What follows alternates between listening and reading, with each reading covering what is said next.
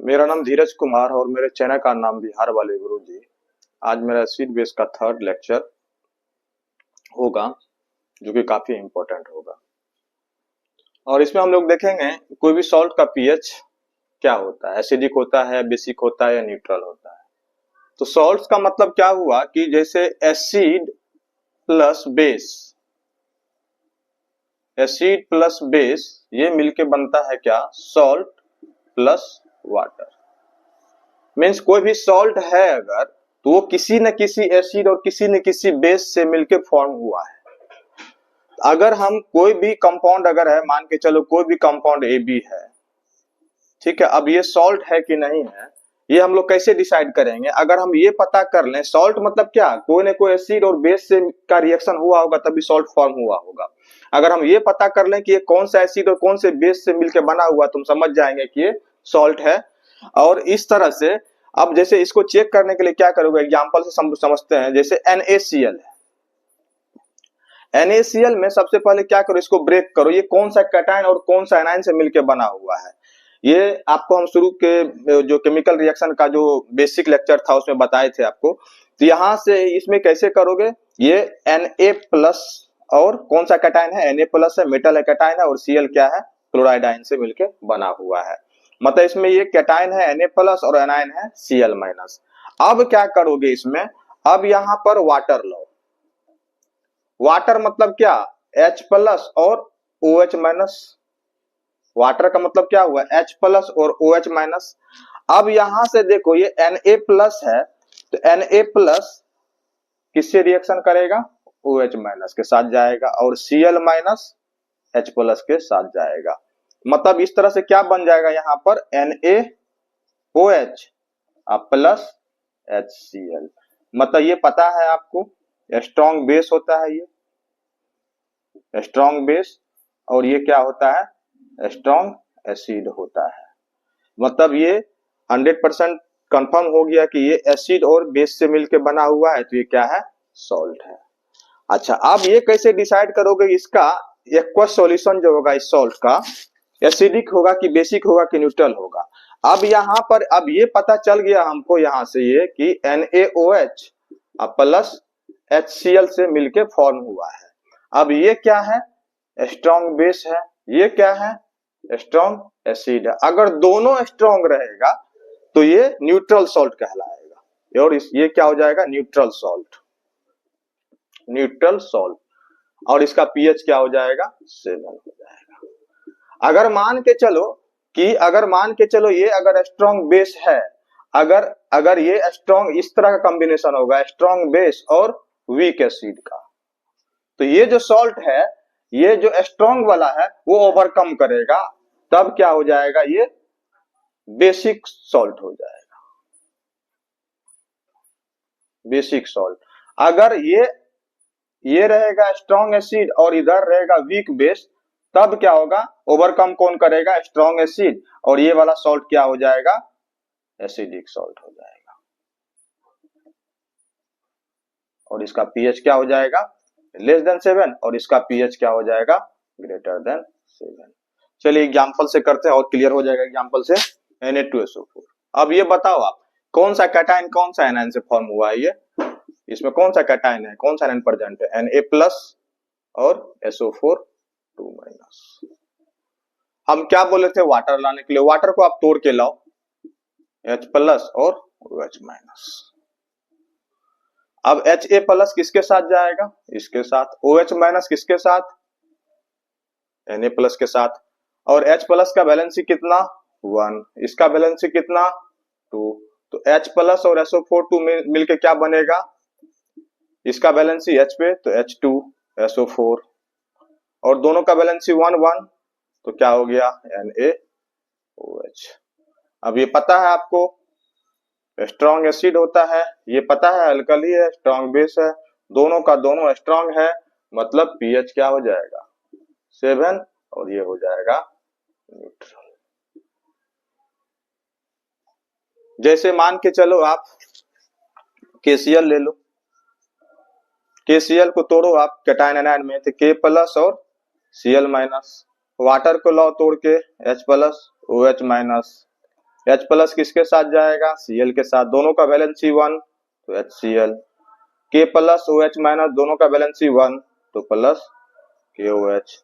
ये भी strong acid, ये भी स्ट्रॉन्ग बेस, मतलब ये इसका एक्वस सॉल्यूशन का पीएच क्या हो जाएगा 7, मतलब न्यूट्रल। ठीक है, इस तरह से आप देख सकते हो, मतलब स्ट्रॉन्ग एसिड में आप स्ट्रॉन्ग एसिड का बता दिए आपको, जैसे HCl रहेगा, H2SO4 रहेगा, HNO3 रहेगा, ठीक है, उसके बाद आपको रहेगा H3PO4 रहेगा, ये सारा सारा क्या है, स्ट्रॉन्ग एसिड है। और जैसे आपको रहेगा CH3, जितना ऑर्गेनिक एसिड रहेगा क्या होता है, वीक एसिड होता है। और एक एक्सेप्शन है मिनरल एसिड में, H2CO3, ये होता है आपको वीक एसिड होता है। अब जैसे आपको एग्जांपल हम ले लें, एग्जांपल एक ले लेते हैं आपको ZnSO4, एग्जांपल हम ले रहे हैं आपको ZnSO4, ठीक है। ZnSO4 को ब्रेक करो, किसमें टूटेगा, Zn2+ में टूटेगा, तो Zn2+ और SO4 2-। अब वाटर के लॉ ब्रेक करके H plus OH minus, H plus किसके साथ, इसके साथ, OH माइनस इसके साथ। अब देखो Zn का बैलेंसी कितना, Zn का बैलेंसी कितना 2 और OH का बैलेंसी कितना 1, तो इसका बैलेंसी इस पे, इसका बैलेंसी इस पे, यानी क्या मिल जाएगा हमको, ZnOH होल ट्वाइस, और ये इसका बैलेंसी इस पे, इसका बैलेंसी इस पे, तो क्या हो जाएगा H2SO4। अब H2SO4 क्या है, स्ट्रॉन्ग एसिड, और ZnOH होल ट्वाइस क्या बताए थे आपको, NaOH और KOH को छोड़ के जितना भी हाइड्रोक्साइड है सब क्या होता है, वीक बेस होता है, ये क्या हो जाएगा, वीक बेस। अब ये वीक स्ट्रॉन्ग एसिड यहाँ है और ये है वीक बेस है, तो हम क्या बोले थे, जो स्ट्रॉन्ग वाला होता है वो ओवरकम करता है, यानी स्ट्रॉन्ग एसिड है तो इसका पीएच क्या हो जाएगा, लेस देन 7, मतलब एसिडिक हो जाएगा। ठीक है, अब जैसे मान के चलो एक एग्जांपल ले लेते हैं हम लोग, AlCl3 ले लेते हैं, AlCl3, Al को इसको ब्रेक करोगे कहां से, कैटायन कौन सा, Al3+ एल्युमिनियम ग्रुप 13, Al3+ और ये और Cl- क्लोराइड आयन, ठीक है, ग्रुप 17। अब लाएंगे यहाँ क्या, H वाटर को लाएंगे तोड़ के, H प्लस OH माइनस। अब ये कहा, इसका बैलेंसी +1, इसका बैलेंसी भी 1, तो ये क्या हो जाएगा, बैलेंसी 1-1, तो मीन्स क्या हो जाएगा HCl, और इसका बैलेंसी 3, तो 3 इस पे, इसका बैलेंसी 1 इस पे, यानी प्लस AlOH होल थ्राइस। मतलब ये वाला जो सॉल्ट है ये HCl और AlOH होल, ये एसिड और ये बेस से मिलके बना हुआ है। अब देखो ये क्या है, स्ट्रॉन्ग एसिड है और ये क्या है, वीक बेस है, मतलब इसका पीएच क्या हो जाएगा, लेस देन 7, मतलब एसिडिक हो गया। सोडियम, इसको ब्रेक करेंगे तो कहां से टूटेगा, देखो आप सोडियम कैटायन होता है, यहां से ब्रेक करेगा, यानी Na पे क्या आ जाएगा, प्लस चार्ज, और इस पे क्या आएगा, CH3CO-, और इसको क्या, कौन सा आयन बोलते हैं, एसीटेट आयन बोलते हैं, जो कि आपको हम पहले बता चुके हैं। अब हिलाओगे यहाँ पे क्या, H प्लस और वाटर, यानी कि OH माइनस, ये OH माइनस किसके साथ, Na के साथ, H प्लस किसके साथ, इसके साथ, दोनों का बैलेंसी 1 है, इसका भी बैलेंसी 1-1, तो NaOH अब प्लस ये क्या बन जाएगा, एसिटिक एसिड CH3COOH। मतलब ये भी क्या है, सॉल्ट है, ये सॉल्ट किस किस एसिड और किससे बेस मिलकर बना हुआ है, तो एसिड, एसिटिक एसिड से बेस NaOH से मिलकर फॉर्म हुआ है। अब ये क्या है, स्ट्रॉन्ग बेस है, और ये क्या है, वीक एसिड है, ऑर्गेनिक एसिड है, वीक एसिड होता है, और ये क्या हो जाएगा, इसका पीएच ये वाला डोमिनेट करेगा, तो पीएच इसका क्या हो जाएगा, ग्रेटर देन 7, और ये क्या हो जाएगा, बेसिक। जैसे Na2CO3, Na2CO3 क्या हो जाएगा, इसको ब्रेक करोगे, Na प्लस और CO3 2-, और ये क्या हो जाएगा, यहां से H प्लस और OH माइनस, इसके साथ ये इसके साथ, तो NaOH प्लस H2CO3, H2CO3 कैसे हुआ, इसका बैलेंसी 1, इसका बैलेंसी 2, तो 2 H प्लस पे आया, हाइड्रोजन पे आया, और इसका 1 इस पे गया था, H2CO3। ये क्या होता है, स्ट्रॉन्ग बेस, ये क्या होता है, वीक एसिड, मिनरल एसिड है लेकिन वीक एसिड होता है ये, तो क्या हो जाएगा, ये बेसिक हो जाएगा, यानी pH ग्रेटर देन 7। जैसे आपको बोल दे NH4Cl, अमोनियम क्लोराइड इसको बोलते हैं, अमोनियम क्लोराइड, अमोनियम क्लोराइड। अब इसको तोड़ेंगे तो क्या हो जाएगा, कौन सा cation, NH4 plus, ammonium ion बोलते हैं इसको, plus Cl minus, H plus OH minus, H plus इसके साथ, ये इसके साथ, मीन्स क्या बन गया, ये NH4OH प्लस HCl। अब देख रहे हो यहाँ पे स्ट्रॉन्ग क्या है, एसिड है, ये क्या है, वीक बेस है, मतलब क्या हो जाएगा, एसिडिक सॉल्ट हो जाएगा। ठीक है, चलो यही था इसमें, कोई भी पीएच का हम लोग, कोई भी सॉल्ट का हम लोग पीएच कैसे डिसाइड करेंगे। अब एक टर्म है इसमें डाइल्यूशन। डाइल्यूशन का क्या मीनिंग होता है, जैसे मान के चलो कोई भी एसिड है, ठीक है, उसको हमको डाइल्यूट करना होगा, कोई भी कॉन्सेंट्रेटेड एसिड है उसको डाइल्यूट करना होगा, तो हम लोग क्या करेंगे, हम लोग एसिड में वाटर मिलाएंगे कि वाटर में एसिड मिलाएंगे। ठीक है, तो हम लोग एसिड में वाटर नहीं मिलाएंगे, वाटर में एसिड मिलाएंगे, थोड़ा सा एसिड मिलाएंगे, फिर इसको शेक करेंगे, फिर थोड़ा सा एसिड डालेंगे, फिर शेक करेंगे, इस तरह से हम लोग डाइल्यूशन करेंगे। क्यों इस तरह से हम लोग वाटर में क्यों एसिड मिलाते हैं, क्योंकि ये क्या होता है, जो प्रोसेस होता है हाईली एक्सोथर्मिक रिएक्शन होता है, तो इस वजह से हम लोग वाटर में एसिड मिलाते हैं, ना कि एसिड में वाटर मिलाएंगे। तो जिस कंटेनर में एसिड रहेगा वो भी क्या हो जाएगा, ब्रेक कर जाएगा। सिंपल है, ये क्या है, डाइल्यूशन क्या है, एक्सोथर्मिक रिएक्शन होता है, एक्सेस हीट निकलता है इसमें, डाइल्यूशन करने पे क्या होता है, excess amount of heat release होता है, इसलिए हम लोग क्या करते हैं, एसिड में वाटर नहीं मिक्स करके हम लोग वाटर में थोड़ा थोड़ा एसिड मिलाते हैं और उसको शेक करते रहते हैं। ठीक है, फिर थोड़ा सा एसिड डाले, फिर शेक किए, ठीक है, इस तरह से। और मतलब कि अगर हम लोग एसिड में वाटर डाल देंगे तो क्या हो जाएगा, मतलब कि स्प्लैश आउट होगा और हाई एक्सोथर्मिक रिएक्शन होता है, जो कि हम लोग को मतलब जला सकता है, लोकल एरिया को क्या करेगा, वो जला सकता है। ठीक है, अब एक टर्म है crystallisation of water. Crystallisation of water, crystallisation of water क्या है कि जैसे कोई भी सॉल्ट है उसमें हम लोग क्या करते हैं, केमिकली वाटर के मॉलिक्यूल को ऐड करते हैं, उसको एक डिफिनिट शेप देने के लिए और कलर प्रोवाइड करने के लिए ऐसा करते हैं हम लोग। कोई भी क्रिस्टल मतलब क्रिस्टल में कन्वर्ट करने के लिए, मतलब क्रिस्टल फॉर्म में करने के लिए हम लोग उसमें क्या करते हैं, वाटर का मॉलिक्यूल जो है केमिकली ऐड करते हैं, एक डिफिनिट, उससे क्या होता है, एक डिफिनिट शेप मिल जाता है और क्रिस्टल को कलर भी मिल जाता है, इसी को बोलते हैं crystallisation of water.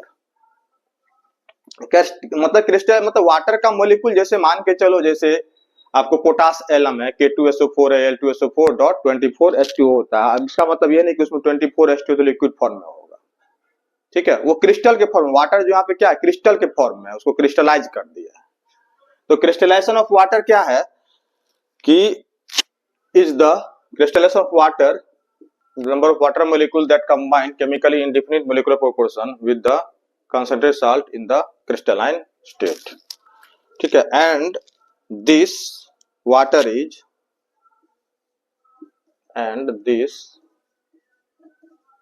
water molecule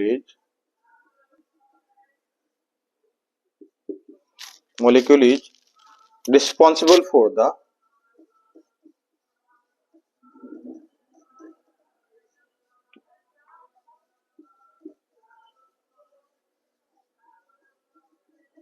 geometric shape and color of the crystal, geometric responsible for the geometric shape and color of the crystal। जैसे CuSO4 क्या है, ये सॉल्ट है, अब प्लस इसमें 5H2O हम लोग ऐड कर दिए, अभी क्या है, इसका कलर क्या है, व्हाइट है। अब जैसे ही ये 5H2O इसमें कंबाइंड हुआ वाटर का मॉलिक्यूल, तो ये क्या बन गया, CuSO4.5H2O, और ये हमको क्या फॉर्म हो गया, ब्लू क्रिस्टल। जैसे FeSO4 प्लस इसमें 7 मॉलिक्यूल ऑफ वाटर ऐड करेंगे, तो क्या मिल जाएगा, FeSO4.7H2O। जैसे CaSO4 plus 2H2O,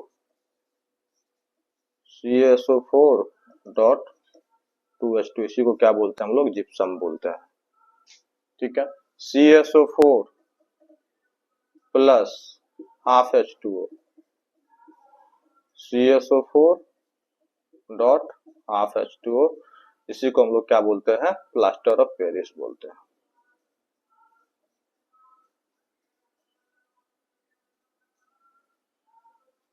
Na2CO3 plus 10H2O, Na2CO3 dot 10H2O, इसको वॉशिंग सोडा बोलते हैं। ये सारा एग्जांपल हुआ आपको क्रिस्टलाइजेशन ऑफ वाटर का। अगर पूछ देगा डिफाइन क्रिस्टलाइजेशन ऑफ वाटर, तो इतना सारा हम लोग लिख के और कुछ एग्जांपल देके हम लोग पूरा कर सकते हैं।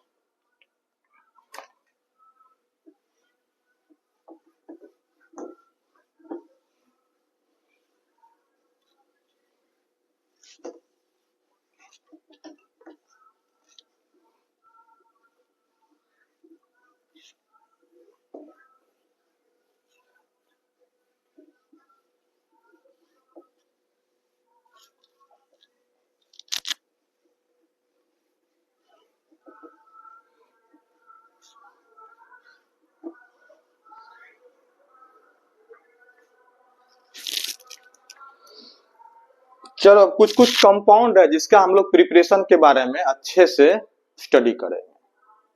तो पहला कंपाउंड है आपको, पहला कंपाउंड है कॉमन सॉल्ट। कॉमन सॉल्ट के बारे में सबको पता होगा। कॉमन सॉल्ट क्या होता है, NaCl, जिसका केमिकल नेम क्या हो जाएगा, सोडियम क्लोराइड। और इसको प्रिपेयर कैसे करेंगे हम लोग, सिंपल क्या है, NaCl है तो इसको हम लोग देख लेंगे कौन सा एसिड कौन से बेस से मिलके बना हुआ है, सॉल्ट ही तो है। तो NaOH aqueous plus HCl aqueous, और ये क्या बन जाएगा, NaCl प्लस H2O, और यहाँ भी एक्वस ही रहेगा और ये लिक्विड। ठीक है, ये कॉमन सॉल्ट का प्रिपरेशन हुआ। दूसरा जो कि काफी इंपॉर्टेंट है,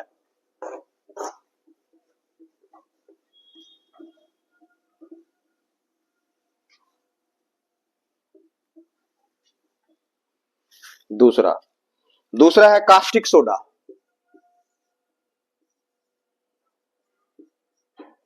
कास्टिक सोडा, कास्टिक सोडा का केमिकल फार्मूला NaOH, जिसको हम लोग बोलते हैं केमिकल नेम है क्या, सोडियम हाइड्रोक्साइड। सोडियम हाइड्रोक्साइड, ठीक है, कास्टिक सोडा सोडियम हाइड्रोक्साइड। ठीक है, ये कैसे प्रिपरेशन करेंगे इसका, इसमें हम लोग NaCl एक्वस को ही हम लोग क्या बोलते हैं, ब्राइन बोलते हैं, प्लस H2O लिक्विड। इसमें हम लोग इलेक्ट्रिसिटी पास करेंगे, तो ये हमको NaOH aqueous plus Cl2 gas plus H2 gas भी मिलेगा। और ये Cl2 गैस हमको एनोड पे कलेक्ट होता है और H2 गैस कैथोड पे कलेक्ट होगा। ठीक है, क्लोराइड आयन होता है ना, Cl माइनस, क्लोराइड आयन देखते हो Cl माइनस होता है और एनोड क्या होता है, पॉजिटिव होता है। इस तरह से याद रखने के लिए बोल रहे हैं, chloride ion negative charge, anode positive charge, तो क्लोरीन किस पे आएगा, एनोड पे आएगा, और कैथोड पे क्या आएगा, H2 आएगा। ठीक है, और इसको यहाँ पे देखो, इस रिएक्शन में हमको ये NaOH क्या है, अल्कली है कि नहीं, इसी को ना अल्कली बोलते थे हम लोग, वाटर सोल्यूबल बेस अल्कली, और इसमें क्लोरीन भी मिला है हमको। ठीक है, इसलिए इस प्रोसेस को हम लोग क्या बोलते हैं, क्लोर अल्कली प्रोसेस भी बोलते हैं, क्लोर अल्कली प्रोसेस भी बोलते हैं। ठीक है, ये रिएक्शन बहुत ही इंपॉर्टेंट है। इसमें देख रहे हो यहाँ पे H2 गैस हमको मिला है कैथोड पे, ऐसे आपको वर्ड प्रॉब्लम में दे देगा है कि एक ऐसा रिएक्शन है जिसमें कि हमको Cl2 पे एक गैस ऑब्टेन होता है, ठीक है, वो क्वेश्चन में देखेंगे हम लोग, लेकिन ये रिएक्शन को आप दिमाग में अच्छे से मेमोराइज कर लो इसको। अच्छा, इसका क्या होता है, डायग्राम जो होता है इस तरह से होता है इसमें।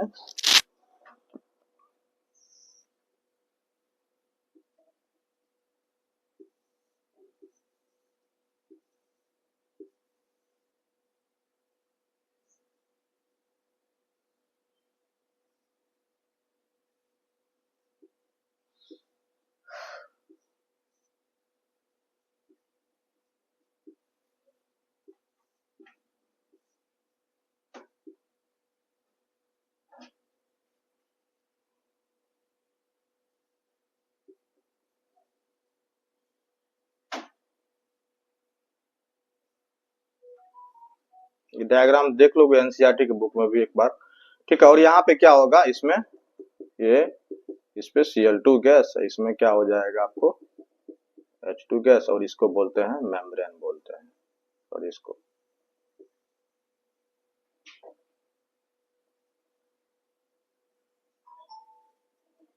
ठीक है, और इसको बोलते हैं कैथोड, एनोड, पॉजिटिव चार्ज क्या है एनोड, और इसको हम लोग बोलते हैं कैथोड, ठीक है। याद रखने के लिए कि एनोड पे कौन सा चार्ज होता है, तो आप ऐसे याद रखोगे पाव और एनसीआर। पाव का मतलब क्या हुआ, P से positive, A for anode, O for oxidation, ये हम लोग मेटल और मेटल में डिस्कस करेंगे। N negative, C cathode, R reduction, ठीक है। तो एनोड पे कौन सा पॉजिटिव चार्ज, एनोड वहां पर क्या होता है ऑक्सीडेशन रिएक्शन होता है, और cathode negative charge, C for cathode, N for negative, और यहाँ पे कैथोड पे क्या होता है रिडक्शन रिएक्शन होता है। और इस तरह का ये रिएक्शन आपको दिमाग में रखना है, और ये डायग्राम थोड़ा देख लोगे आप, ठीक है। अब इसमें जो गैस इवॉल्व हुआ है Cl2, H2, और आपको ये जो मिला है हमको अल्कली मिला है, ठीक है, उसके बारे में हम लोग डिटेल में जानते हैं।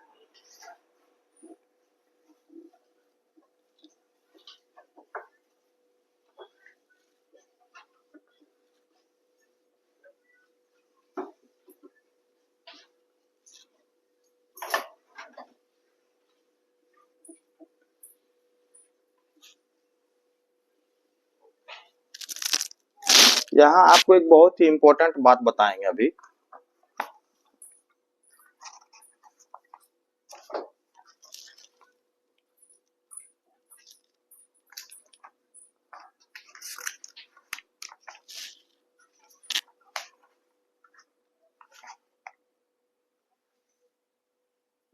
NaOH का यूज कहाँ कहाँ है। NaOH के यूज से पहले हम लोग एक टर्म जानेंगे, हाइग्रोस्कोपिक, हाइग्रोस्कोपिक सबस्टांस, ठीक है, हाइग्रोस्कोपिक सबस्टांस और डिहाइड्रेटिंग एजेंट।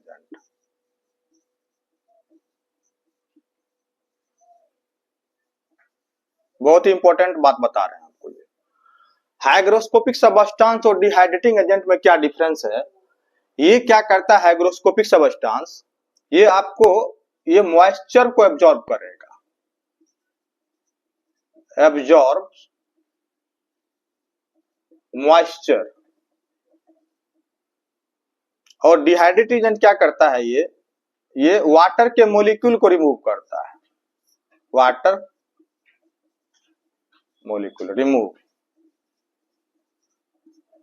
दोनों में डिफरेंस क्या है, हाइग्रोस्कोपिक सबस्टांस और डिहाइड्रेटिंग एजेंट में डिफरेंस क्या है, कि जैसे एक तरह से समझो सिंपल सरल भाषा में कि हाइग्रोस्कोपिक क्या हो गया कि आपको जैसे मान के चलो कहीं ह्यूमिडिटी है, ठीक है, तो एब्जॉर्ब मतलब कि एक तरह से क्या करेगा ड्राई कर देगा, बस ह्यूमिडिटी को एब्जॉर्ब करेगा, वाटर को एब्जॉर्ब करेगा।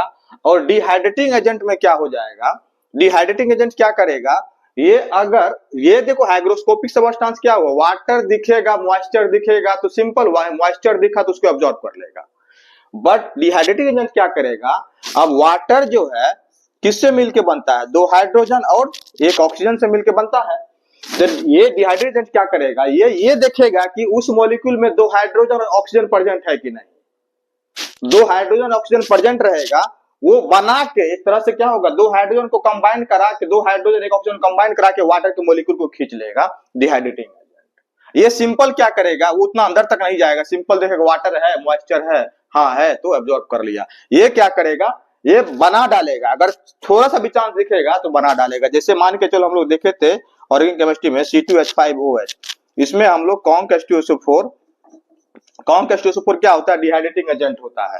तो ये क्या करेगा कॉन्क H2SO4, अब इसमें देखेगा, इसमें वाटर तो मॉलिक्यूल है नहीं, वो सॉरी क्या कहते हैं मॉइस्चर तो है नहीं, ये क्या करेगा देखेगा 2 हाइड्रोजन, अच्छा 2 हाइड्रोजन है इसमें, मतलब हाइड्रोजन है, 2 हाइड्रोजन निकालेगा और ऑक्सीजन भी है, 1 ऑक्सीजन लेगा और ये क्या करेगा वाटर को बना के निकाल लेगा और बना देगा C2H4। मतलब ये मतलब एक तरह से केमिकल रिएक्शन, 2 हाइड्रोजन 1 ऑक्सीजन दिखेगा इसको, ये सिर्फ अटैक करता है कि 2 मतलब हाइड्रोजन और ऑक्सीजन प्रेजेंट है कि नहीं, बस सिंपल में सरल भाषा में ये देखेगा हाइड्रोजन ऑक्सीजन प्रेजेंट है कि नहीं, और ये सिर्फ क्या देखेगा बस मॉइस्चर प्रेजेंट है कि नहीं। ठीक है, दोनों में डिफरेंस समझ गए। अच्छा ये NaOH जो होता है ये हाइग्रोस्कोपिक इन नेचर होता है। NaOH क्या होता है, हाइग्रोस्कोपिक इन नेचर होता है।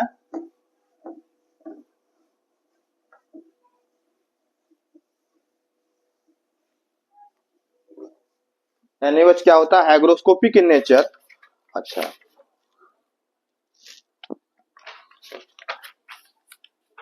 तो सोडियम हाइड्रोक्साइड बारे में ये जान लो, sodium hydroxide is commonly used base, मतलब NaOH is hygroscopic in nature.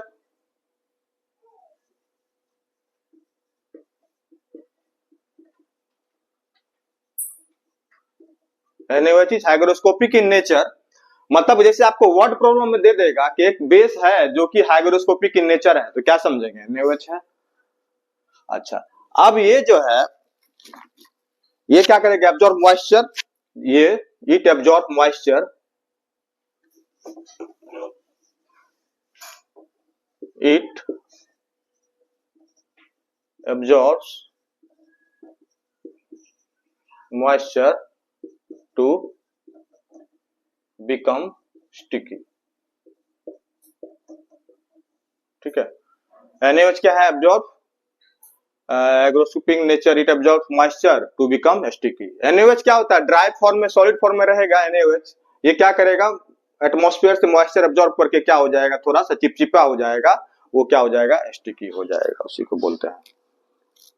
ठीक है, अच्छा NaOH के बारे में ये भी देख लो, NaOH और KOH, ये जो है NaOH और KOH ये एटमॉस्फेयर में CO2 होता है और उससे ये रिएक्शन करके मतलब CO2 को एब्जॉर्ब कर लेगा, ये क्या बना देगा Na2CO3। जैसे KOH प्लस CO2 ये क्या बना देगा K2CO3। मतलब NaOH और KOH जो है ये क्या होगा, CO2 को भी एब्जॉर्ब कर लेगा। NaOH मतलब वाटर को मॉइस्चर को तो एब्जॉर्ब करेगा ही करेगा, NaOH और KOH ये CO2 को भी एब्जॉर्ब करता है, K2CO3 यहाँ पे क्या बन जाएगा वाटर प्लस वाटर। तो NaOH क्या हो गया, hygroscopic in nature, it absorb moisture to become sticky, और NaOH मॉइस्चर के साथ साथ क्या होगा CO2 को भी एब्जॉर्ब करेगा और रिएक्शन होगा NaOH plus CO2 Na2CO3 plus H2O, KOH plus CO2 K2CO3 plus H2O। अच्छा अब हाइग्रोस्कोपिक टर्म अगर देखे हैं तो कुछ कुछ एग्जांपल भी देख लेते हैं, हाइग्रोस्कोपिक सबस्टेंस क्या क्या होता है, जहां पे अब ये तो समझ गए हाइग्रोस्कोपिक क्या होता है। तो हाइग्रोस्कोपिक सबस्टेंस कुछ कुछ एग्जांपल देख लेते हैं, कहीं एग्जाम में लिखा हुआ रहेगा। जैसे हम लोग एक क्वेश्चन किए थे, यहाँ पे इस तरह से था टेस्ट ट्यूब, इसमें हम लोग NaCl डाले थे और यहाँ पे एक कॉन्क H2SO4 था और ये डिलीवरी ट्यूब था, इससे हम लोग यहाँ पे इस तरह से लगा हुआ था, इसमें डाला हुआ था CaCl2।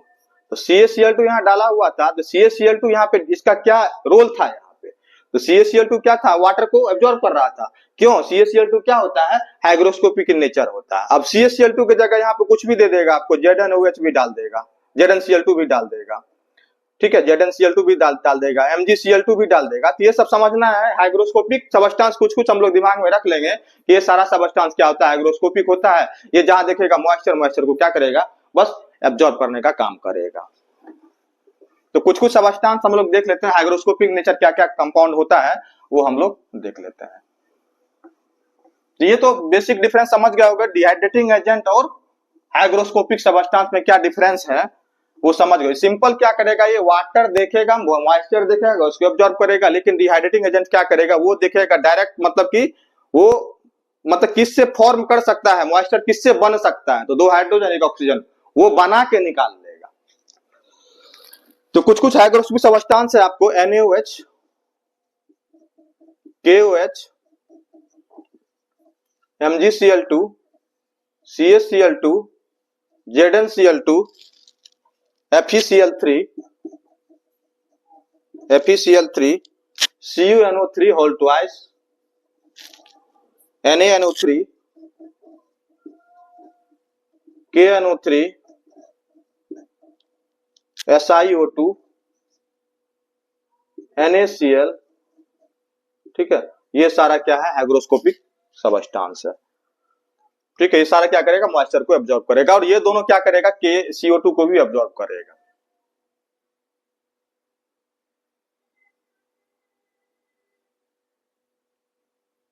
CO2 को भी एब्जॉर्ब करेगा, ये सारा CO2 को एब्जॉर्ब करेगा। यहां भी MgCl2 प्लस CO2 क्या करेगा, MgCO3 बना लेगा प्लस Cl2 बना देगा। CaCl2 प्लस H2, जैसे CaCl2 है अब plus CO2, CaCO3 plus Cl2 बना देगा। तो हाइग्रोस्कोपिक सबस्टेंस समझ गए, NaOH प्लस KOH। ये मतलब कि मॉइस्चर को तो एब्जॉर्ब करेगा ही करेगा और CO2 को भी एब्जॉर्ब करेगा, CO2 को भी एब्जॉर्ब करेगा। और डिहाइड्रेटिंग एजेंट तीन समझो, conc H2SO4 dehydrating agent, dehydrating agent ये होता है कॉन्क H2SO4,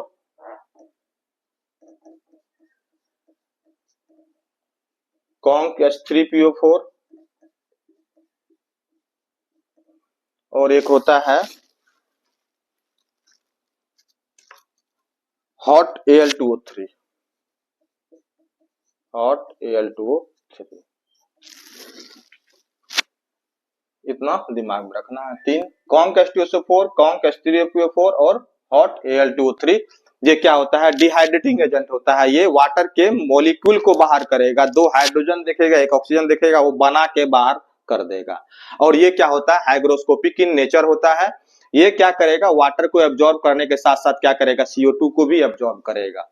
ये सारा सबस्टेंस, ठीक है। इसको क्या बोलते हैं हम लोग, हाइग्रोस्कोपिक, और इसको बोलते हैं डिहाइड्रेटिंग एजेंट बोलते हैं। क्लियर है ये चीज, ठीक है। आगे हमको वर्ड प्रॉब्लम में देखने को मिलेगा।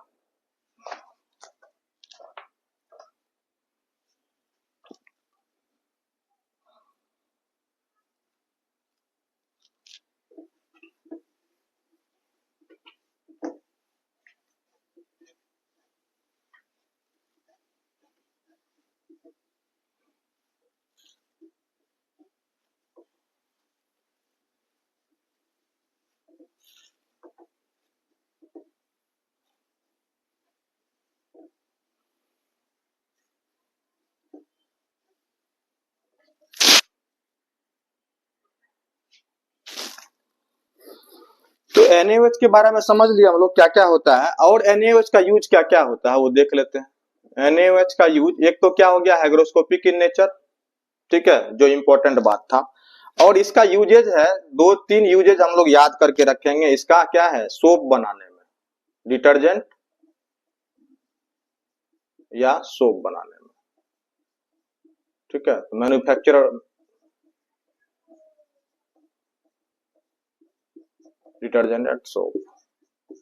पेपर इंडस्ट्री में यूज करते हैं इसको, पेपर मेकिंग में, इंपॉर्टेंट। ये भी देखो यहाँ पे यूजेज जो है उसको भी दिमाग में रखना है, जो इंपॉर्टेंट यूजेज है उसको दिमाग में रखना है, कहीं वर्ड प्रॉब्लम में डाल देगा आपको। सी, और इसको ब्लीचिंग में भी हम लोग यूज करते हैं, हाउस होल्ड ब्लीचिंग में।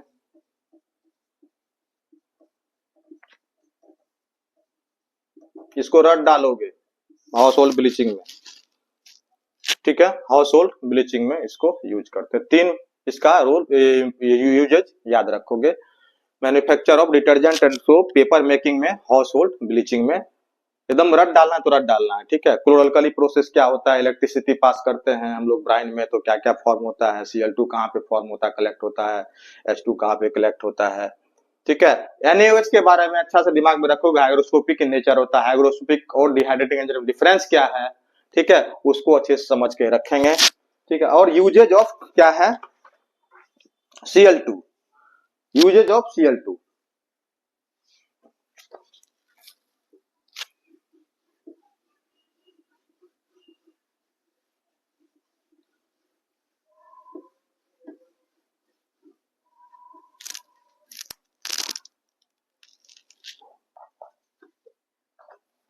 Usage of Cl2। अच्छा, Cl2 का यूजेज क्या है, इसको भी दिमाग में रखोगे, यूजेज ऑफ Cl2। सबसे पहले Cl2 जो होता है ये याद रखो कि ये एसिडिक नेचर का होता है, एसिडिक नेचर का होता है Cl2।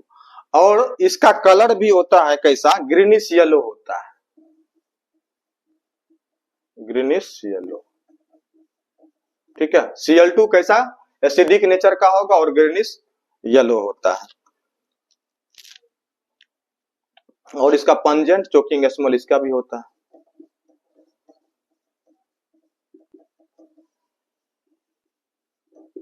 सबसे पहले यूजेज ऑफ Cl2 मतलब acidic in nature, greenish yellow, pungent choking smell होता है, ये बात याद रहना ही चाहिए। और इसका यूजेज क्या हो जाएगा, killing bacteria in drinking water, killing bacteria in drinking water. दूसरा, यूज्ड इन CFC और PVC,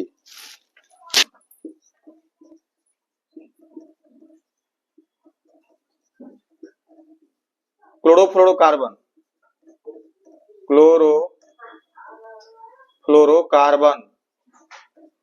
और पॉलीविनाइल क्लोराइड, पॉलीविनाइल क्लोराइड, ये 2 यूजेज है इसका, दिमाग में रहना ही चाहिए। Killing bacteria in drinking water, ठीक है। जैसे कोई वर्ड प्रॉब्लम दे देगा कि ऐसा गैस निकल रहा है, फॉर्म हो रहा है जो कि हम लोग यूज करते हैं बैक्टीरिया किल करने में, तो वहां से ये भी पता कर लेंगे ना Cl2 गैस होगा, ठीक है। ऐसा गैस है जो एसिडिक इन नेचर होता है, जिसका कलर ग्रीनिश येलो है, तो हम समझ जाएंगे कौन सा गैस है, Cl2 गैस है।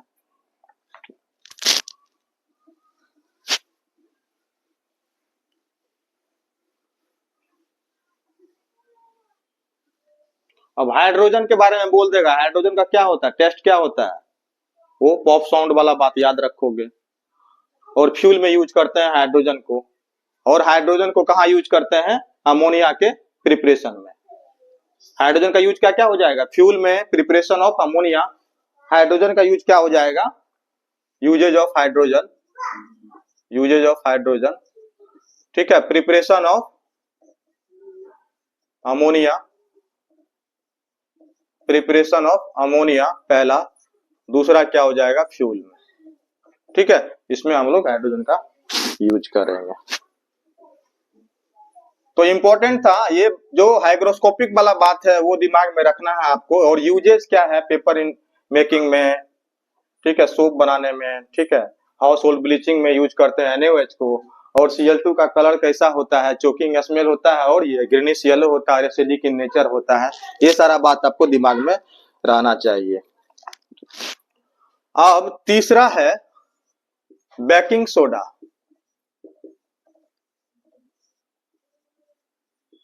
बेकिंग सोडा, बेकिंग सोडा का फॉर्मूला होता है आपको, केमिकल फॉर्मूला NaHCO3, NaHCO3। और इसका केमिकल नेम होता है क्या, sodium by carbonate, sodium by carbonate. Baking soda, sodium by carbonate, NaHCO3। अच्छा, NaHCO3 क्या है, बेकिंग सोडा है। इसका प्रिपरेशन कैसे करेंगे हम लोग, इसका प्रिपरेशन करने के लिए क्या करेंगे, NaCl एक्वस यानी ब्राइन, इसमें हम लोग CO2 डालेंगे। अच्छा देखो NaCl से हम लोग इसका प्रिपरेशन करेंगे, ठीक है ना, क्योंकि Na है इसमें। अच्छा इसमें देखो क्या है, अच्छा इसको याद रखने के लिए तरीका बता रहे हैं आपको, देखो यहाँ पे कैसे याद करोगे। अच्छा ये तो पता है कौन सा, एक तरह से NaOH प्लस H2CO3 से मिलके बना हुआ है ना। अच्छा NaOH कहां से प्रिपरेशन होता है, NaCl से। इसका हम पेरेंट क्या ले लेंगे, NaCl एक्वस। तो NaCl एक्वस लिए हम, ठीक है। उसके बाद CO2, मतलब कि यहाँ पे क्या है, इसमें देखो H2CO3 भी है, H2CO3 भी है, तो हम लोग क्या लेना पड़ेगा, हमको CO2 भी लेना पड़ेगा।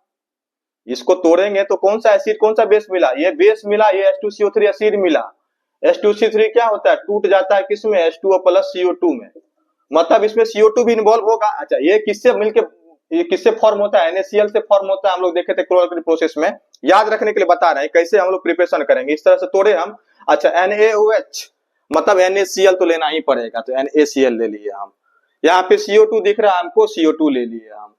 अच्छा वाटर भी दिख रहा है, तो प्लस हम वाटर भी ले लिए, ठीक है। बट अब यहाँ पर क्या है कि और क्या नहीं दिख रहा है, NaCl CO2 प्लस वाटर। एक याद रखोगे इसमें, हम लोग अब NH3 भी लेंगे इसमें।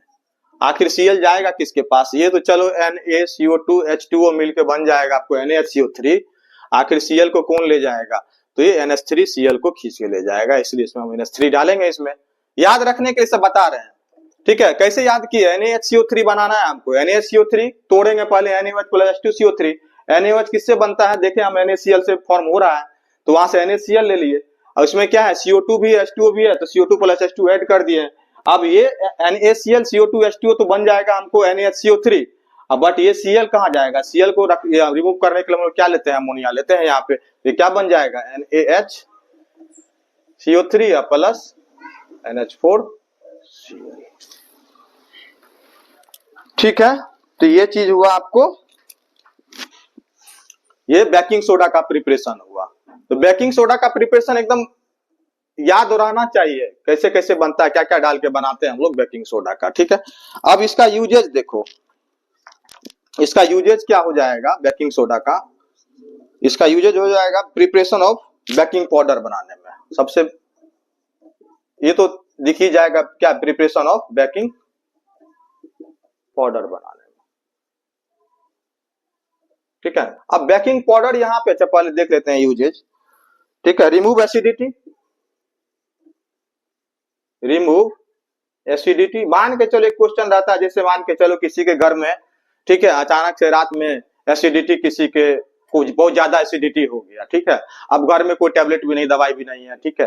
तो घर में क्या रहता है, सोडा तो रहता है, बेकिंग सोडा तो घर में रहता है, ठीक है। तो क्या करना पड़ेगा, थोड़ा सा बेकिंग सोडा घोल के हम लोग पिला देंगे, तो क्या करेगा, न्यूट्रलाइज कर देगा, एसिड बेस का रिएक्शन होगा, न्यूट्रलाइज कर देगा। तो वहां पे हम लोग क्या करेंगे, रिमूव एसिडिटी को भी रिमूव करने के लिए हम लोग इसको यूज करते हैं, ठीक है। अच्छा और यूज इन हम लोग देखे थे फायर एक्सटिंग्विशर के बारे में बताए थे आपको। फायर एक्सटिंग्विशर में क्या होता है, NaHCO3 होता है, चाहे Na2CO3 होता है, H2SO4 उसमें क्या होता है, हैंग किया होता है, जो नॉब खींचते हैं पिन, तो H2SO3 क्या होता है, मिक्स हो जाता है। मिक्स होने के बाद CO2 गैस इवॉल्व होता है, हाई प्रेशर होता है, H2O के साथ बाहर निकलता है। तो यहाँ पे यूज इन फायर एक्सटिंग्विशर में भी यूज करते हैं इसको, ठीक है। ये तीन, ये तो सिंपल है। देखो बेकिंग सोडा, बेकिंग सोडा ही से तो बेकिंग पाउडर बनाएंगे, बेकिंग पाउडर बना। Remove acidity, use fire extinguisher में हम लोग इसको यूज करेंगे। अच्छा बेकिंग पाउडर अभी देखे हम लोग, तो बेकिंग पाउडर के बारे में थोड़ा सा जान लेते हैं। बेकिंग पाउडर होता क्या है, बेकिंग पाउडर होता है क्या, अगर आप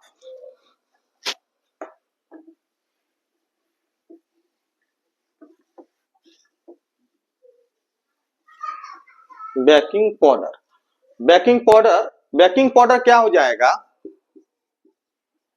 baking powder, baking powder, baking powder होता है क्या कि हम बेकिंग सोडा में NaHCO3 में appropriate amount of plus appropriate amount of tartaric acid, tartaric acid इसमें हम लोग मिला देंगे एप्रोप्रिएट अमाउंट ऑफ, इसी कॉम्बिनेशन को क्या बोलते हैं हम लोग, इसी कॉम्बिनेशन को क्या बोलते हैं हम लोग, ये बेकिंग पाउडर बोलते हैं, ठीक है ना। Tartaric acid, appropriate amount of tartaric acid mix करेंगे हम लोग किसमें, बेकिंग सोडा में, तो ये क्या मिलेगा हमको, बेकिंग पाउडर मिलेगा, ठीक है। इसी को बोलते हैं बेकिंग पाउडर, ठीक है। टार्टरिक एसिड का वैसे आपको फार्मूला पूछेगा नहीं, ठीक है, टार्टरिक एसिड का फार्मूला पूछेगा नहीं, फिर भी अगर आपको जानना है तो टार्टरिक एसिड होता है C4H4O6, ठीक है। अब इसका स्ट्रक्चर आपको नहीं पूछेगा, फिर भी ये पूछेगा नहीं, बस ये जानना है कि बेकिंग सोडा में क्या होता है, एप्रोप्रिएट अमाउंट ऑफ क्या होता है, टार्टरिक एसिड होता है। तो ये चीज हुआ। अच्छा एक और चीज जानो जरा सा बेकिंग पाउडर के सोडा के बारे में। बेकिंग सोडा के बारे में क्या होता है, ये एम्फोटेरिक इन नेचर होता है। बेकिंग सोडा जो होता है, ठीक है, ये एम्फोटेरिक इन नेचर होता है। एम्फोटेरिक मतलब क्या हुआ, जो एसिड और बेस दोनों से रिएक्शन करेगा उसी को क्या बोलते हैं हम लोग, एम्फोटेरिक कंपाउंड बोलते हैं, है ना। जो एसिड और बेस, तो हम लोग मेटल में डिस्कस करेंगे इसको, फिलहाल के लिए बताते हैं आपको एम्फोटेरिक सबस्टांस क्या हुआ, एम्फोटेरिक सबस्टांस, एम्फोटेरिक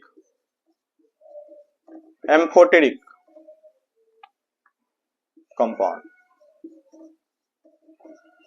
ठीक है, those compound which react acid and base both, ठीक है, उसको क्या बोलेंगे, एम्फोटेरिक कंपाउंड बोलेंगे। तो बेकिंग सोडा क्या होता है, ये एम्फोटेरिक सबस्टांस होता है। जैसे NaHCO3, अगर हम इसमें HCl डाल दें, एसिड डाल दें, तो हम क्या बोले थे, याद करो, ये देखो यही चीज दिखना चाहिए। अब क्या है, ये बाइकार्बोनेट है और ये क्या है, एसिड है, यही चीज रिएक्शन में तुरंत दिखना चाहिए। हम क्या बोले थे, बाइकार्बोनेट में हम लोग एसिड से रिएक्शन कराएंगे तो क्या इवॉल्व होता है, salt plus CO2 plus water.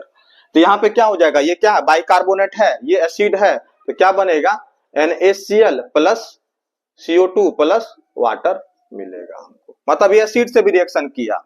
अब जैसे मान के चलो NaHCO3 है, हम बेस से रिएक्शन करा रहे हैं,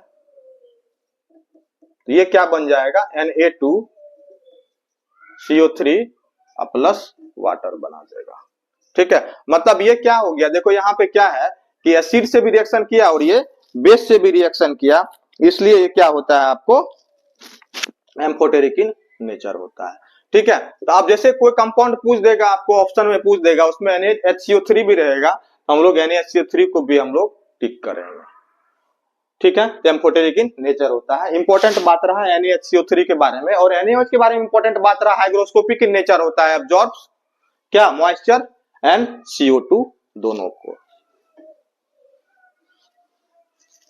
और NaOH को कहां यूज करते हैं हम लोग, पेपर मेकिंग में भी यूज करते हैं, हाउस होल्ड ब्लीचिंग में भी यूज करते हैं,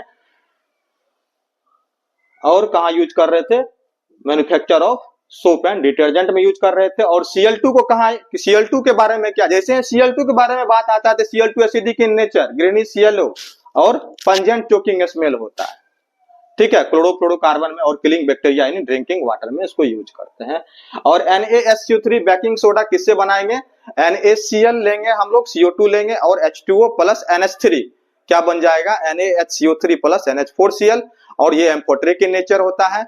और इसको हम लोग यूज करते हैं किसमें, बेकिंग पाउडर बनाने में। बेकिंग पाउडर क्या है, बेकिंग सोडा में हम लोग क्या डालेंगे, appropriate amount of tartaric acid मिलाएंगे, उसी को क्या बोलते हैं हम लोग, बेकिंग पाउडर बोलते हैं। चलो, तो बेकिंग पाउडर भी टर्म भी खत्म। अब फिफ्थ आता है क्या, washing soda. Washing soda, washing soda क्या होता है, इसका केमिकल फार्मूला क्या होता है, Na2CO3.10H2, ठीक है। तो सोडियम क्या है, कार्बोनेट और डेकाहाइड्रेट, इसका नाम क्या हो जाएगा, सोडियम कार्बोनेट डेकाहाइड्रेट। डेका मतलब 10, सोडियम कार्बोनेट डेकाहाइड्रेट, ठीक है। इसका केमिकल नेम है sodium carbonate decahydrate, sodium washing soda का, ठीक है। अच्छा, इसको अब मैन्युफैक्चर कैसे करेंगे हम लोग, इसको मैन्युफैक्चर करने के लिए अब ये मत लिख देना कि Na2CO3 प्लस 10H2, ये डायरेक्ट मत लिख देना, ठीक है, थोड़ा सा मार्क्स कम मिलेगा। तो हम लोग क्या करेंगे, सबसे पहले कि हम लोग पहले बेकिंग सोडा बनाएंगे। बेकिंग सोडा बनाने के लिए क्या बताए थे, NaCl ब्राइन लिए थे हम लोग, प्लस CO2 लिए थे, प्लस H2O लिए थे, प्लस NH3 लिए थे। यहाँ क्या बन गया था, NaHCO3 प्लस NH4Cl बना था। ठीक, अब हम लोग क्या करेंगे, NaHCO3 को हम लोग अगर हीट करेंगे NaHCO3 को, तो हमको क्या मिलेगा, Na2CO3 plus CO2 plus H2O मिलेगा। इसको बैलेंस करोगे, यहाँ 2 लगाओगे, उसके इधर बैलेंस कर लोगे आप। ठीक है। अच्छा, एक चीज अब याद रखो, आप कोई भी बाइकार्बोनेट को अगर हीट करोगे, मेटल बाइकार्बोनेट को, यहाँ इंपॉर्टेंट में जाएगा ये बात, अब किसी भी मेटल बाइकार्बोनेट, किसी भी मेटल बाइकार्बोनेट को हम लोग हीट करेंगे, ठीक है, ये डिकम्पोजिशन रिएक्शन के एग्जांपल में चला जाएगा। मेटल बाइकार्बोनेट को हीट करेंगे तो हमको क्या मिलता है, मेटल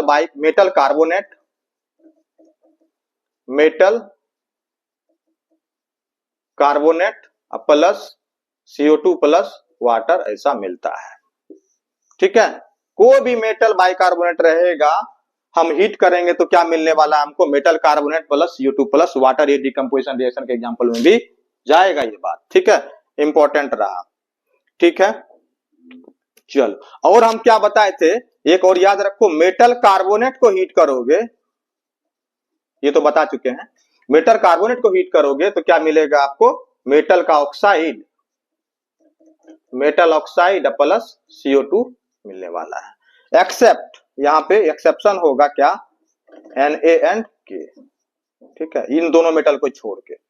ठीक है, ये बात, यानी कि मेटल बाइकार्बोनेट को हम लोग, इंपॉर्टेंट है ये, मेटल बाइकार्बोनेट को हीट करते हैं तो क्या मिलता है, मेटल कार्बोनेट प्लस CO2। उसी तरह से हम लोग क्या फॉर्म कर लिए, यहाँ पे बेकिंग सोडा बना लिए हैं, उसको हम लोग हीट कर देंगे तो क्या मिलेगा, कार्बोनेट, मेटल का कार्बोनेट, जैसे यहाँ बोल रहे हैं आपको Na2CO3 plus CO2 plus water मिला। अब ये Na2CO3 को हम लोग क्या कर देंगे, अभी हम क्रिस्टलाइजेशन ऑफ वाटर पढ़े थे, क्रिस्टल फॉर्म करने के लिए, टू डिफिनिट शेप देने के लिए क्या करेंगे, इसमें हम लोग प्लस 10H2O ऐड कर देंगे केमिकली, यहाँ पे लिख देंगे क्रिस्टलाइजेशन, और क्या फॉर्म हो जाएगा, Na2CO3 डॉट 10H2O। क्लियर है। तो ये आपका था preparation of washing soda. Washing soda में यहां से स्टार्ट करेंगे हम, ठीक है, फिर ये वाला स्टेप जाएगा, फिर लास्ट स्टेप ये जाएगा। ठीक है, तब अगर वाशिंग सोडा का प्रिपरेशन अगर पूछा तो, और ये वाला बात याद रखोगे आप, मेटल बाइकार्बोनेट को हीट करते हैं तो क्या फॉर्म होता है। जो बात बोल रहे हैं आप वीडियो भी देखते रहोगे, ठीक है, केमिस्ट्री में तो बात बन जाएगा। जितना वीडियो में बता देंगे उससे ज्यादा कुछ भी नहीं रहेगा। अभी तो इसका क्वेश्चन आंसर, कुछ क्वेश्चन 15 से 20 क्वेश्चन कराएंगे, जो कि बहुत ही इंपॉर्टेंट होगा एसिड बेस का, उसके बाद ये फिनिश होगा। चलो, अब इसका इंपॉर्टेंट क्या है, यूजेज क्या है। यूजेज इंपॉर्टेंट है, ऐसा नहीं कि यूजेज सब देखता है कि अच्छा यूजेज है, ठीक है, नहीं, यूजेज का भी रोल है, उसका आपको कहाँ यूज पड़ जाएगा, वर्ड प्रॉब्लम में क्या दे देगा, वही उसी से हो सकता है डिसाइड हो जाए को कंपाउंड के बारे में। ठीक है, वो कंपाउंड कौन सा कंपाउंड है वो डिसाइड भी कर देता है यूजेज। अच्छा, इसका यूजेज हो जाएगा क्या, सबसे बड़ा यूजेज क्या है इसका, Na2CO3 मतलब वाशिंग सोडा का, ये मतलब कि हार्ड वाटर को सॉफ्ट करने के लिए, मतलब सॉफ्टनिंग द हार्ड वाटर, मतलब हार्ड वाटर को सॉफ्ट करने में इसको यूज करते हैं। हार्ड वाटर क्या था, हार्ड वाटर होता है वाटर कंटेनिंग, हार्ड वाटर क्या होता है, हार्ड वाटर ऑर्गेनिक केमिस्ट्री में पढ़े होंगे, हार्ड वाटर होता है क्या, water containing Mg2 plus and Ca2 plus ion, इसी को क्या बोलते हैं हम लोग, हार्ड वाटर बोलते हैं। और इसको हम लोग डालेंगे अगर वाशिंग सोडा, तो ये जो हार्ड वाटर है ये रिमूव हो जाएगा, मतलब ये आयन जो क्या होता है रिमूव हो जाता है और वाटर सॉफ्ट हो जाता है। ठीक है, सॉफ्टनिंग द हार्ड वाटर। ठीक है, दूसरा यूजेज है इसका क्या, बोरेक्स बनाने में, बोरेक्स या ग्लास बनाने में, बोरेक्स और ग्लास या NaOH बनाने में। ठीक है, बोरेक्स, ग्लास और NaOH बनाने में। और तीसरा तो जानते ही हो आप क्या, वॉशिंग क्लोथ। ठीक है, कुछ दिमाग में नहीं आया तो क्या, वॉशिंग क्लोथ। ठीक है, सबसे इंपॉर्टेंट यूजेज क्या, softening the hard water. Hard water क्या होता है पता है, बता दिए हैं। और बोरेक्स, ये मैन्युफैक्चर ऑफ बोरेक्स ग्लास और NaOH में। ठीक, चलो ये बेद वाला भी टॉपिक खत्म। और NaHCO3 क्या होता है, एम्फोटेरिक इन नेचर होता है। एम्फोटेरिक इन नेचर मतलब उसका रिएक्शन आपको पता होना चाहिए।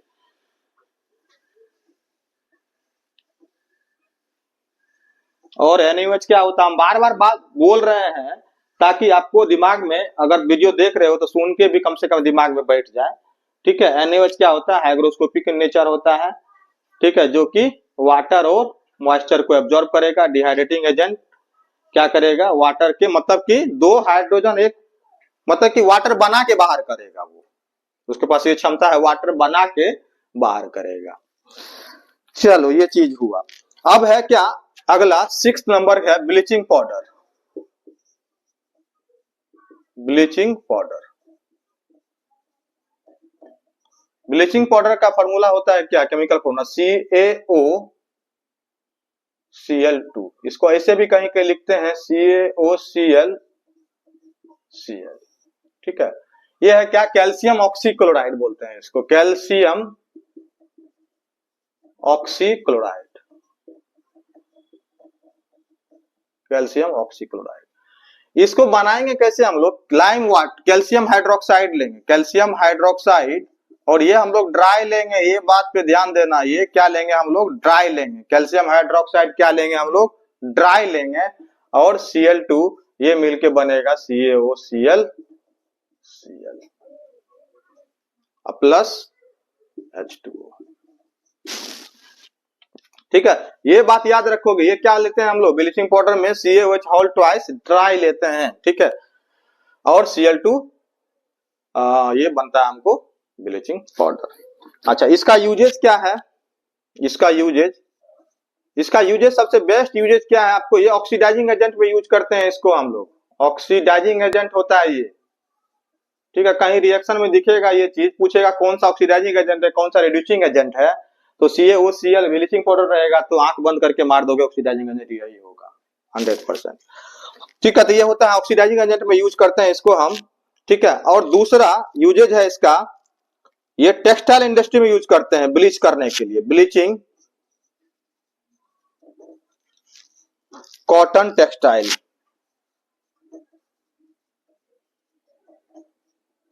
Bleaching cotton textile. ठीक है, उसके बाद ये disinfecting drinking water to make germ free. Water में क्या करते हैं, जर्म फ्री करने के लिए यूज करते हैं हम लोग। ठीक है, अच्छा ये 3 इंपॉर्टेंट याद रखना आपको, ब्लीचिंग कॉटन टेक्सटाइल और oxidising agent germ free. Germ free तो पता ही होगा। ठीक है, ये सब यूजेज हम लोग याद रखेंगे। अच्छा, CaOCl2 oxidising agent, bleaching cotton textile और जर्म फ्री, और ये क्लोरोफॉर्म बनाने में यूज करते हैं इसको, क्लोरोफॉर्म बनाने में हम इसको यूज करते हैं। अच्छा, एक चीज और इसका, अब जैसे मान के चलो CaOCl2 है, ये एटमॉस्फेयर में क्या होता है CO2, उससे रिएक्शन करके क्या बना लेगा, ये COCO3 plus Cl2 gas release कर देगा। ठीक है, ये भी रिएक्शन इंपॉर्टेंट है। मतलब ब्लीचिंग पाउडर एटमॉस्फेयर में CO2 गैस प्रेजेंट है, उससे रिएक्शन करके calcium carbonate plus chlorine gas release करेगा। ठीक है, तो ये चीज था आपको क्या, कि ब्लीचिंग पाउडर के बारे में। अब है क्या अगला, प्लास्टर ऑफ पेरिस के बारे में। प्लास्टर ऑफ पेरिस को उतना थोड़ा सा लाइटली मत, सबको प्लास्टर ऑफ पेरिस को लाइटली लेके बस आगे बढ़ जाता है। ठीक है, थोड़ा सा इसको भी लेना है सीरियसली।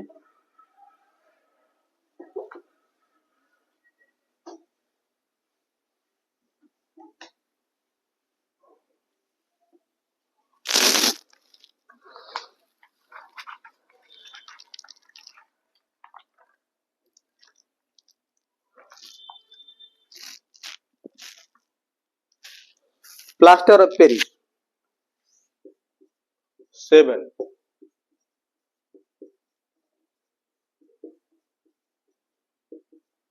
प्लास्टर ऑफ पेरिस, इसका केमिकल फॉर्मूला होता है CaSO4.12H2O। Calcium sulphate calcium sulphate क्या हो जाएगा, हेमीहाइड्रेट होगा ना, हेमीहाइड्रेट, कैल्शियम सल्फेट हेमीहाइड्रेट इसका केमिकल नेम है। ठीक, अब देखो यहाँ पे इसमें अब ये चीज देखो, कैल्शियम सल्फेट हेमीहाइड्रेट, इसका मतलब क्या हुआ कि ये जो है CSO4 डॉट हाफ H2O, मतलब हम बोल सकते हैं the two molecules of CSO4 share with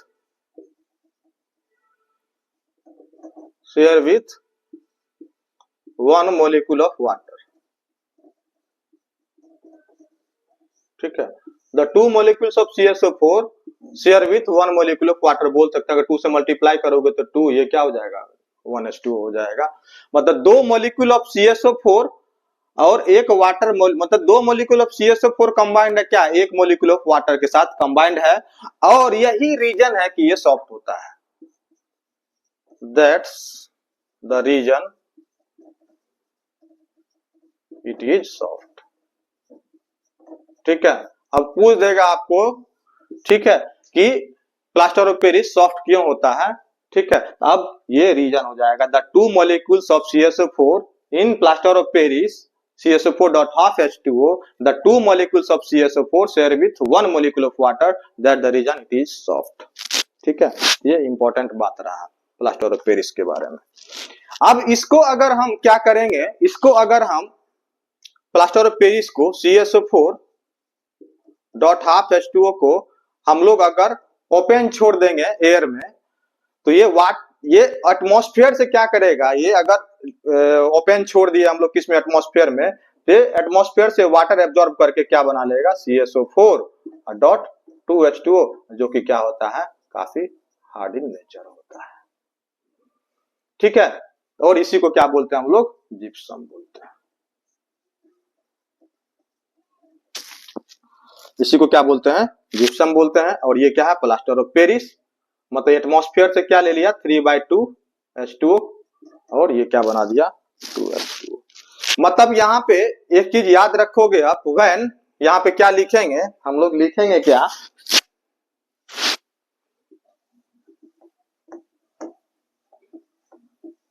ठीक है, the two molecules of CSO4 share with one molecule of water, that's the reason it is soft when it is left open for some time, when it is left open for some time, it absorbs moisture, it absorbs moisture from the atmosphere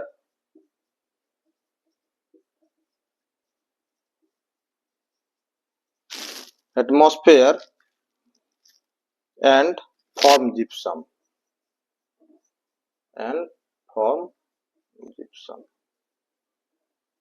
अब gypsum के बारे में समझ गए, form gypsum which is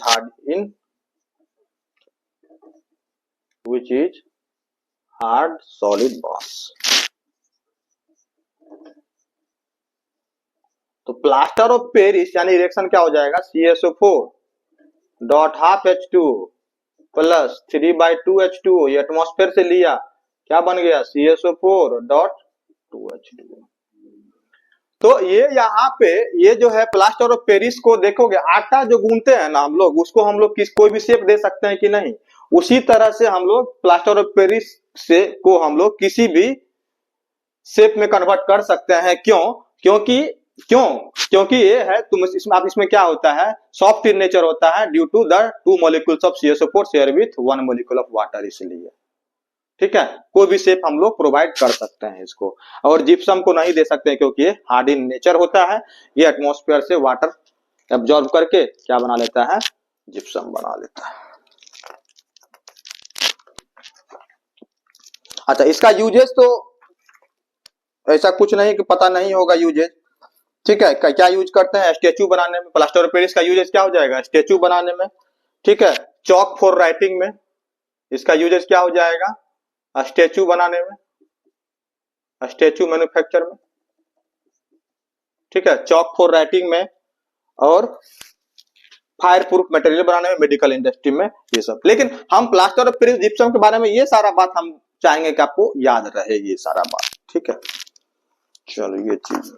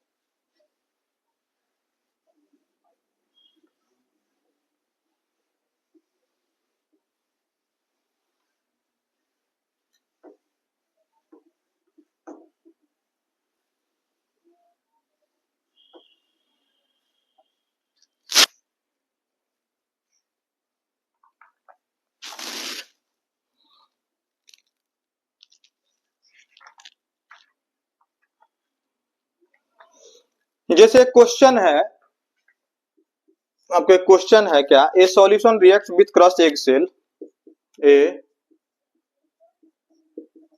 solution reacts with crushed egg cell to give a gas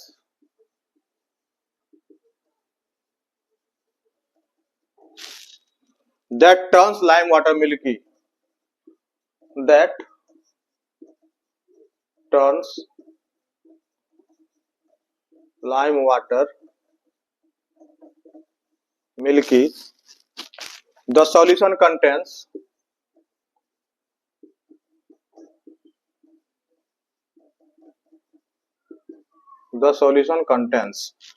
ए में है क्या NaCl, B में है HCl, सी में है LiCl और डी में है KCl। अब देखो यहाँ पे क्या है कि ये मतलब कि ये ऐसा गैस, ये solution reacts with crush egg cell, वो सॉल्यूशन क्या है, इनमें से कौन सा सॉल्यूशन है, और रिएक्ट किससे कर रहा है, मतलब ये सॉल्यूशन हम जो ले रहे हैं ये क्या है, ये सॉल्यूशन, अब प्लस क्या लिखेंगे, क्रश एग सेल,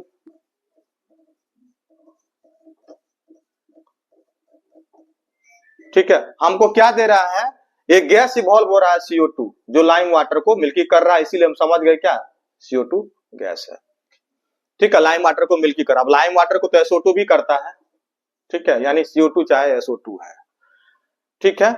अच्छा, crush egg cell, egg cell मतलब क्या, या तो अब या इसमें क्या होना चाहिए, या तो क्रश एग सेल में इसमें क्या होना चाहिए, या तो सल्फाइट होगा, ये क्या होगा, या तो सल्फाइट होगा, या क्या होगा, कार्बोनेट या बाइकार्बोनेट होगा, क्योंकि हम जानते हैं कि सल्फाइट और कार्बोनेट या बाइकार्बोनेट ही एसिड से रिएक्शन करके क्या देता है, CO2 या SO2 देता है।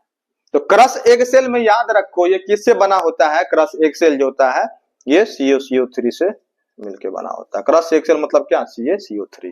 अब CaCO3 आप प्लस एसिड ही लेंगे तभी तो CO2 गैस रिलीज करेगा, ये तो होगा नहीं, ये होगा नहीं, ये होगा नहीं, तो कार्बोनेट प्लस HCl क्या देता है, अब देखो यही बात हम पढ़ा चुके हैं, कार्बोनेट प्लस HCl क्या देता है, CO2 गैस रिलीज करता है कि नहीं, salt plus CO2 plus water, तो क्या हो जाएगा, CO2 गैस दिया, मतलब ये क्या ऑप्शन बी हो जाएगा सही।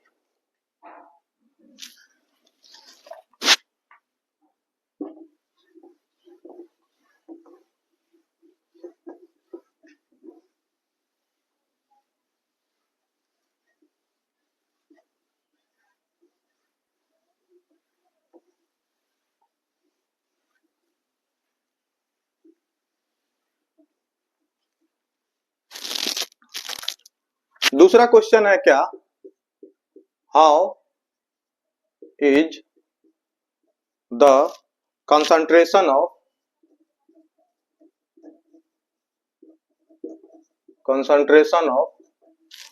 H3O plus ion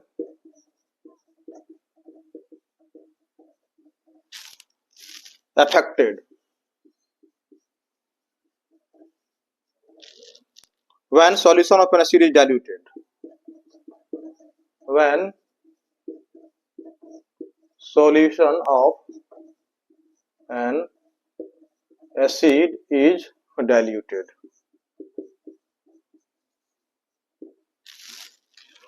अब देखो यहां पे क्या है कि डाइल्यूशन से क्या होता है, जैसे मान के चलो कि आप क्या किए, एक गिलास हाफ लीटर में आप 100 ग्राम चीनी मिला के क्या बनाया आप, ठीक है, 100 ग्राम शुगर, इसमें हाफ लीटर वाटर है, 500 ml वाटर है, इसमें 100 ग्राम चीनी मिला के क्या बना दिए, शरबत बना दिए, ठीक है।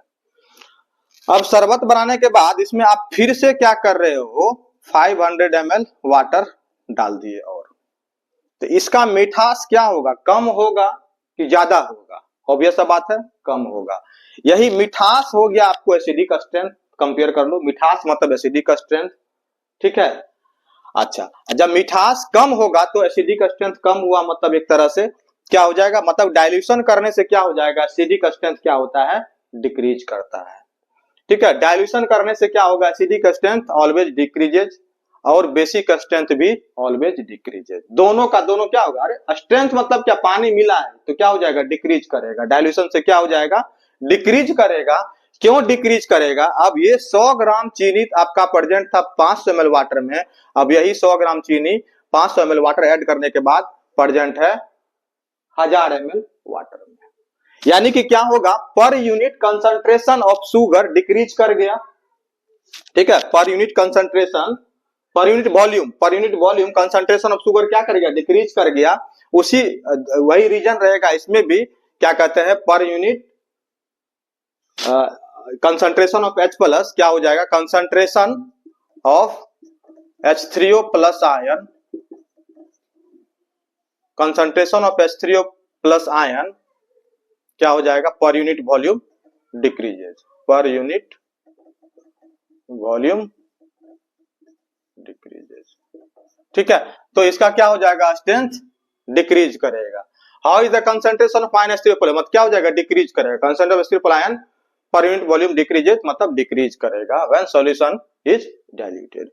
मतलब एसिडिक कोई भी डाइल्यूशन करेंगे, चाहे एसिड का डाइल्यूशन करें चाहे हम लोग बेस का डाइल्यूशन करें, ठीक है, हम अगर डाइल्यूशन करते हैं यहाँ पे दोनों में किसी का भी, एसिड या बेस का डाइल्यूशन करते हैं, इसका भी क्या होगा, स्ट्रेंथ डिक्रीज करेगा, इसका भी स्ट्रेंथ क्या हो जाएगा, डिक्रीज करेगा, स्ट्रेंथ डिक्रीजेज, और इसका भी स्ट्रेंथ क्या हो जाएगा, ठीक है, डिक्रीज करेगा, दोनों का स्ट्रेंथ डिक्रीज करेगा। स्ट्रेंथ डिक्रीज मतलब क्या, इसका पीएच किधर टेंड करेगा, पीएच किधर टेंड करेगा, 7 के तरफ आना चाहेगा, मतलब डिक्रीज करना 7 के तरफ, इसका पीएच क्या होगा, 7 के तरफ आएगा, ठीक है, डिक्रीज करेगा। अरे पीएच मतलब क्या, 1 2 3 4 5 6, जितना इधर जाएगा एसिडिक स्ट्रेंथ इंक्रीजेज। अब पीएच हम लोग डाइल्यूशन से क्या बोल रहे हैं, पीएच डिक्रीज कर रहा है, मतलब किधर जाएगा, पीएच 7 की तरफ टेंड करेगा।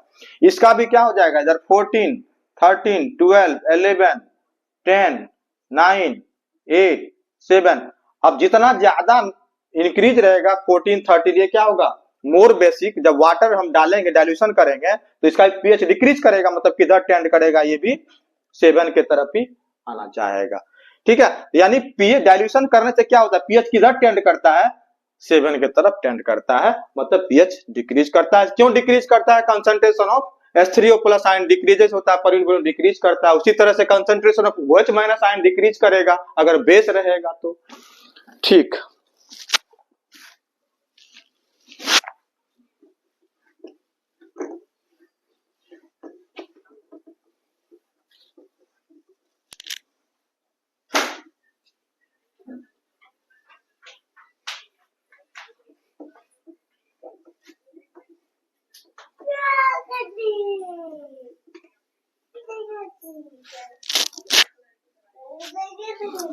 अब देखो डू बेसिक सॉल्यूशन, तीसरा क्वेश्चन क्या है, do basic solution to basic solution also have